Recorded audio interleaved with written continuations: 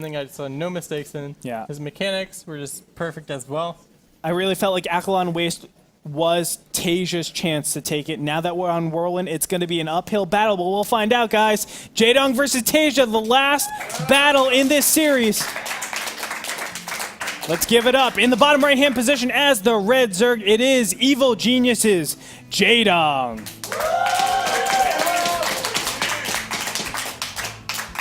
And the Liquid Clapper spawning to the top left-hand position, the blue Terran, it is Taeja. Cross positions, oh my gosh, things can't be better for Jaedong. Yep, and against Liquid TJ, as I like to call him, because he capitalizes the T and the J. I think he'll have a pretty easy time in these spawns. This is what he wants to see. As soon as you see you got these spawns as a Zerg, pretty happy. Yeah. I mean, the one thing that he doesn't have, whoa, going for an early pool. See, this is the audacity of Jaedong. This is the type of stuff that he does. He has that killer instinct. We saw him 6-pull against Scarlet last season. Now he's 10-pulling against his opponent. And this just speaks to me, I'm going to counter any command centers that are started on the low ground. And it looks like Taeja is going to go CC first. So Is it going to be on the low ground, though? Yeah, I mean, we can't tell yet. We'll have to see what he wants to do. Oh, this could be brutal.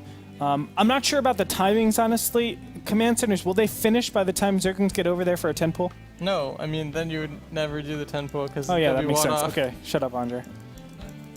Well, we'll find out as the command center. Oh, my gosh, the command center is going to the... Oh! Never mind.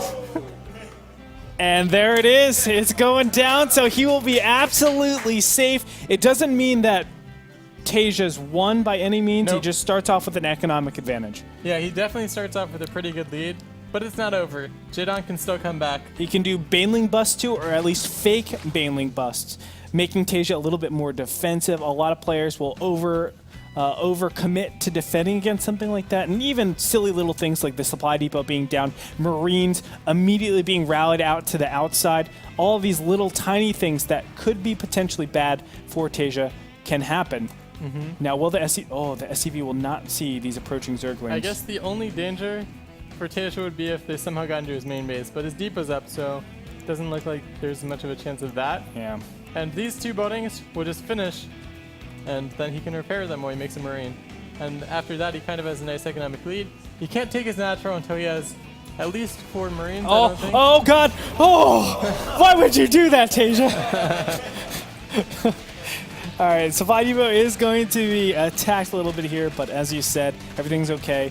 Marine will be re-rallied in the right position. Even the SCVs stay alive. Everything looks good for Taeja. Knowing that it's Jaedong, he'll probably try to stay there and keep attacking the buildings and microing the Lings away one by one while they take damage from the Marines. Okay, here's an important part of this build. Oh, the SCV wasn't able to get in. See there, I mean, it shouldn't have. But the SCV, what it wants to do is see if there's any extractors down, because obviously you want to know if Baneling busts are capable for the Zerg player. Right now, I think Taeja, what he's going to do, if he feels comfortable, he'll push down, put a bunker down there, and say, okay, I'm fine. If he doesn't, what he's going to do is stay up here and just wait until he has at least a single Hellion, and just keep making additional SCVs from this command center, and just say, okay, well, I already know I'm ahead. I have that extra meal, no worries. We'll just wait until I'm absolutely safe, and then from there, I'm fine. Yeah, he might wait for 1 Hellion, or he might just go with 4 Marines. There's about 7 or 8 Lings, I think. So he needs at least 4 Marines before he can try to push down and make a bunker. We'll see if he does that. 4 Marines about to approach here, and it looks like it's a starport. So no, he's just going to wait a single Hellion. No, he's getting together with his Marines. Maybe a Widow Mine drop? It could be. I mean, because there's no reactor in this, so I'm not sure how many Hellions he's going to want to make from a non-reactor factory. Yeah. That actually seems correct. It seems most probable, at least. Jaedong, let's see what he's doing on his side.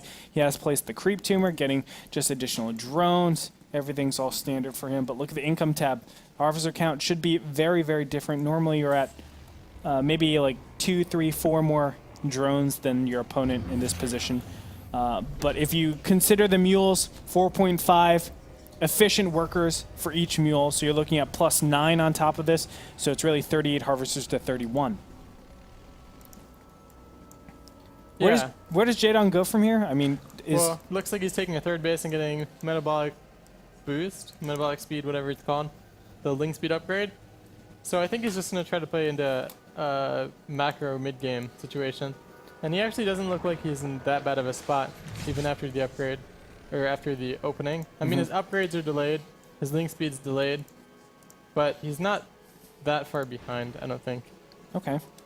Stim is on the way for Taeja. Third command center is being placed down as well over in the natural base. No form of scouting just yet, but now here it comes in. One Overlord, I think. Yeah, Overlord was taken out over here in the mid-right hand side of the base. And Zerglings get in here and scout out everything that's going on. So that's a nice indicator for Taeja, or for Jaedong, excuse me. He knows he's pretty safe. I mean, once you see the third command center, you're saying, okay, the range of a lot of all-ins is gone. I can just defend against the max extreme, which is some sort of mass units directly after that. That comes at a much later time. Normally have like 30 seconds more, and then from that, you're able to get the essential upgrades, whether or units, really. But Jaedong has pretty fearlessly gone for all harvesters so far. Units tab showing only 13 Zerglings out in the map. He's not really committing to any serious units just yet, which he does have to quite soon, because Taeja's army will be pretty scary once he starts to mobilize. Yeah, and I mean, he might be able to delay them a bit more because Taeja's not going for this fast medevacs. He's just using the starport to make the extra reactors for his barracks. So Jaedong's a bit safer than he might be. Actually, that's a hole in the wall up, so these links can get in. Not gonna do too much. Okay, they're not going for the tech lab. That would have been though. Scary if he got the tech lab, though. Yeah, it would have. He's getting some SCVs and a meal or two, Yeah, but not doing that much damage. it's going to shut him down pretty easily here. So yes, you're absolutely right. The Hellions should be able to clean things up, or at least the Marines that are struggling out of there. Taeja just going to fix the wall now. Or, there it is. Yeah, fix the wall, and he's fine. Nice saturation so far, 60 drones to 46. How is Jaedong doing this? I'm really surprised that he's able to get such a large economic advantage, although he still hasn't gotten a lot of units. Now you can see at 10 minutes into the game, he's just now putting down the evolution chambers. So you can see all this opportunity cost for him to get back economically with his opponents. He is giving up a lot of his upgrades. He's looking to put it into the end game stages where he can just get a lot of Spire, or a lot of mutas, and buy time that way and consistently hemorrhage his opponent. Maybe burrowed banelings will be in combination pretty soon. Yeah, I mean, he's still not nearly as good of a position as he would be in otherwise. His creep it's okay, but it's not as good as it would be if he'd done a different opening. And he doesn't have that many overlords around the map either in this game. Uh-oh. Drop coming in, and this could do a lot of damage. But there are banelings already made. Haha. It's not going to die to any silly pushes. Yeah, Scan going to come up here, and he is. Oh, wow, nice. But one baneling does connect, even though he targeted it down. And it looks like this drop is going to get cleaned up pretty easily here. 1-1 about to finish. So Jaedong needs to be very proactive with the positioning of these units. But as soon as mutas pop out, goodbye. Well, he has another boost pretty soon. Yes, there it is. So the boost helps out. The fourth base gets denied over here as well. Hellions are going to get cleaned up, not before taking out a couple of Zerglings here.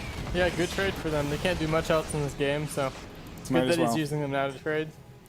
I agree. And right now, Jaedong is just trying to salvage the position. 2-2 has started a little bit late, giving the differential only 50 seconds, but still it's a nice timing for the Terran player. That's something that you're not normally used to. Widow Mine's being placed up, so he doesn't have to worry about any shenanigans. And we're going to have just an increasing macro game. I don't know how Jaedong does it, though, because even after coming out of that opening, which gives Taeja an economic lead, Jaedong never looks like he's behind much at all. And, I mean, he obviously must be behind because if your 10 point doesn't kill anything, then it's not good for you, but it looks like he's in a pretty good position right now. It just came down to the upgrades, right?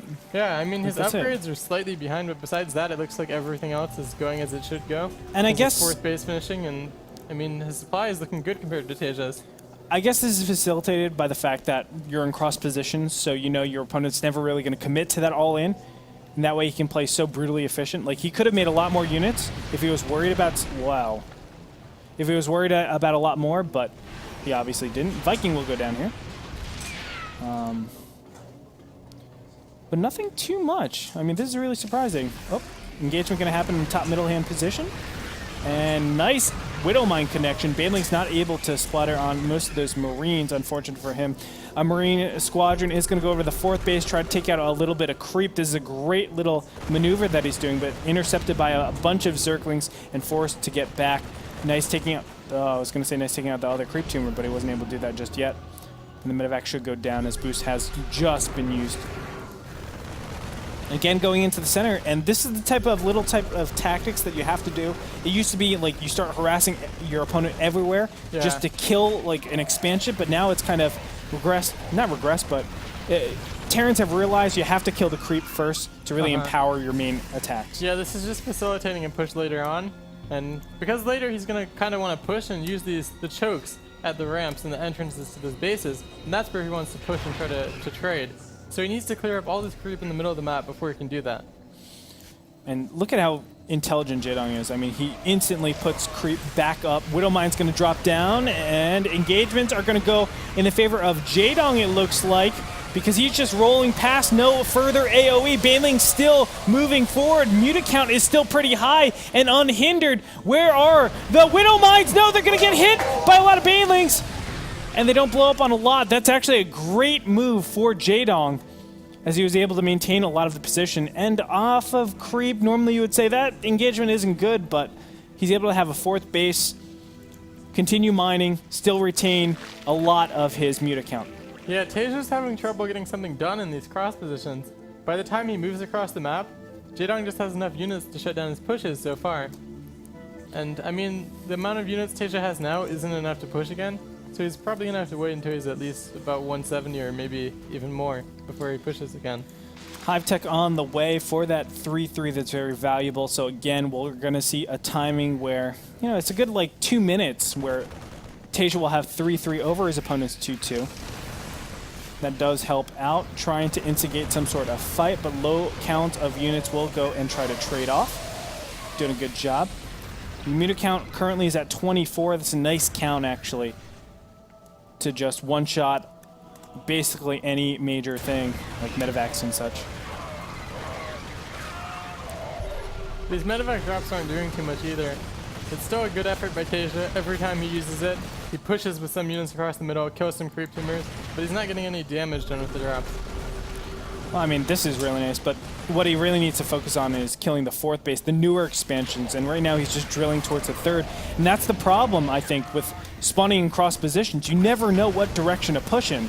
You're always trying to kill the bases, the newest bases, but it's hard to do that consistently. And now this overwhelming massive force is just moving closer and closer. Taeja, oh, will he get the win? No, he doesn't get the Widowmine hits, and there's still a lot of Banelings and Zerglings left over, but he's going to fall back as the Marine Marauder count is still pretty healthy. And not fighting on creep obviously kind of facilitates that as well. Baneling hit squadron going to the front of the natural, not being able to do much damage. Instantly he puts up his creep, or his supply depots. And another engagement in the middle of the map. I mean, this is the combination tax that we were talking about. The Mutas are just able to fly out and retain their count. Unit tab showing 23 Mutalisks, so still very healthy, and going again, pushing forward.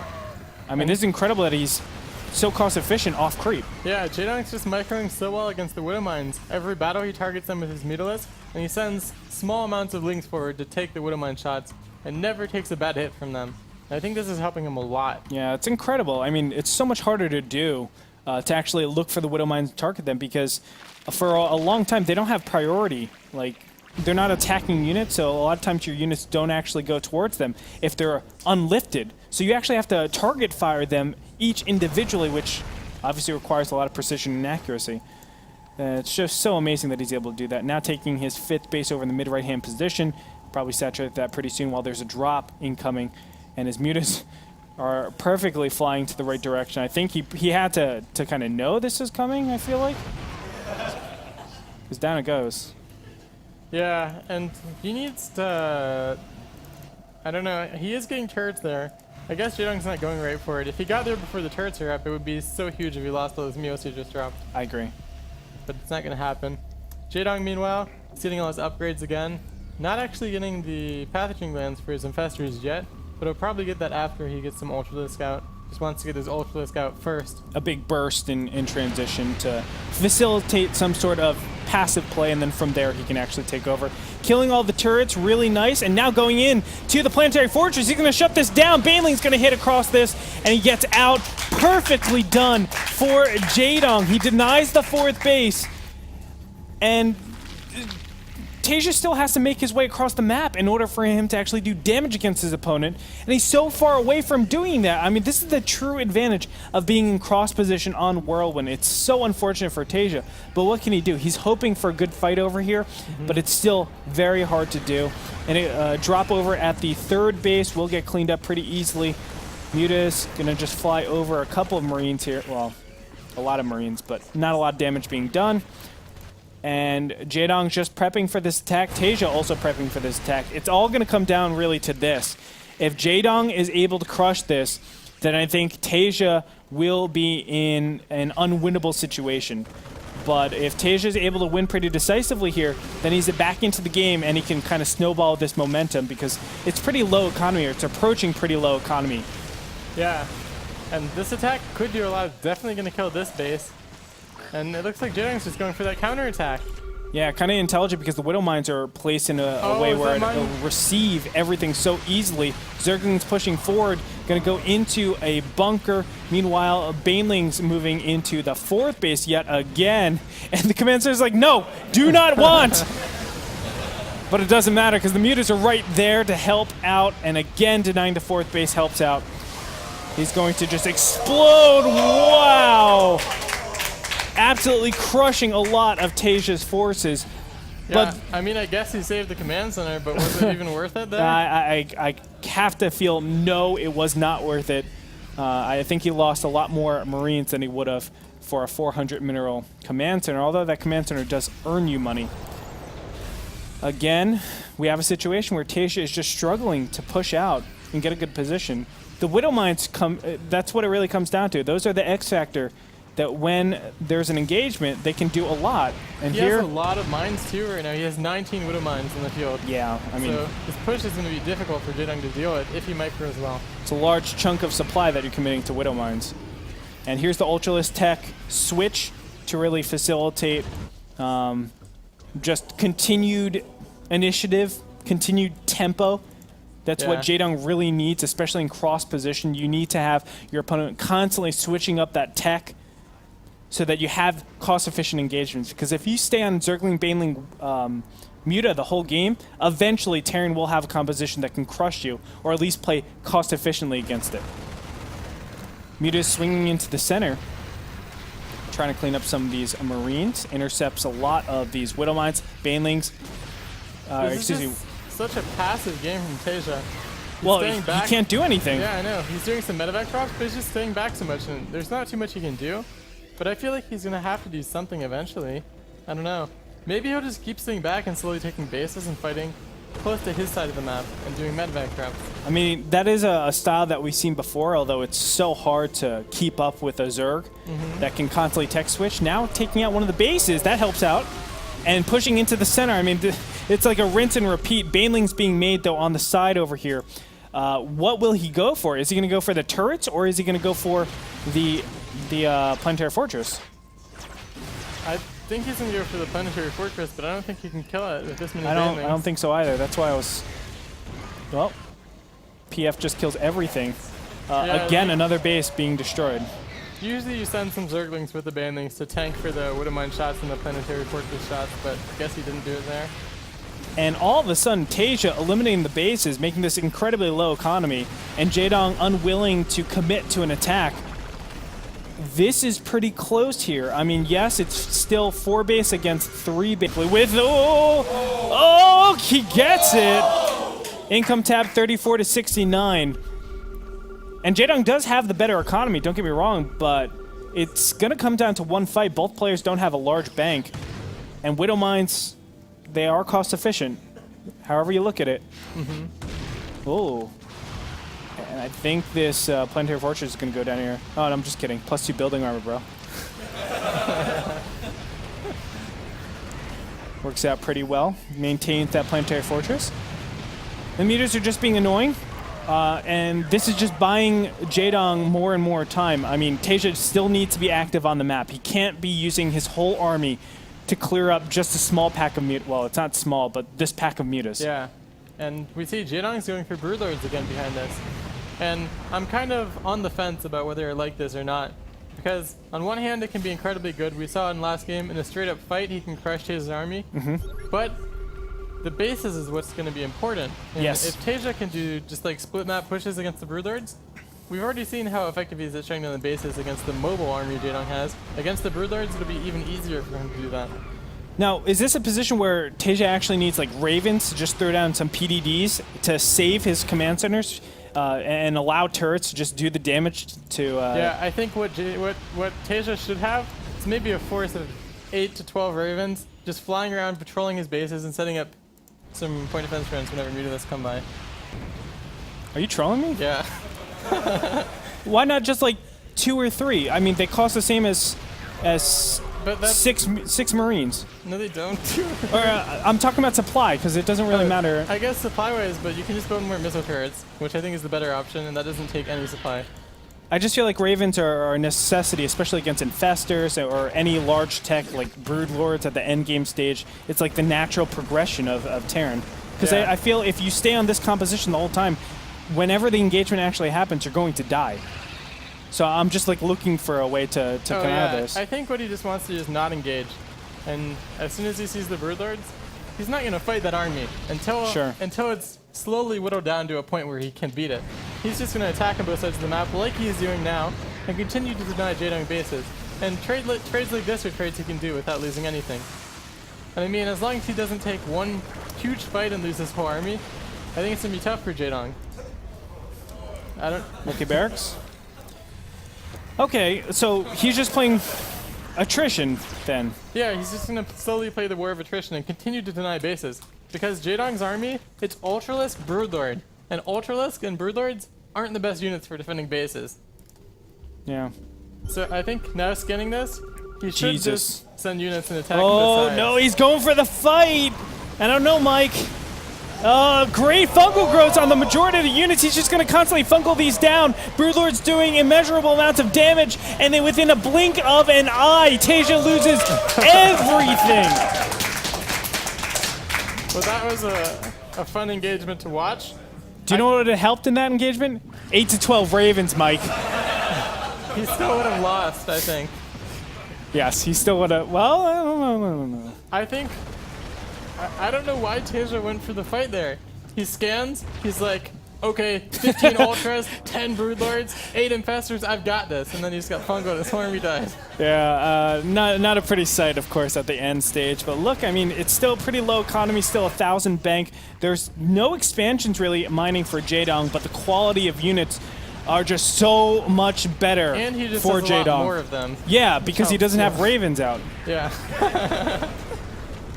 The Planetary Fortress is going to go down here, and this is really Taeja's last stand, although he has another Planetary Fortress at the other side, so this might be the one thing that helps him out over here.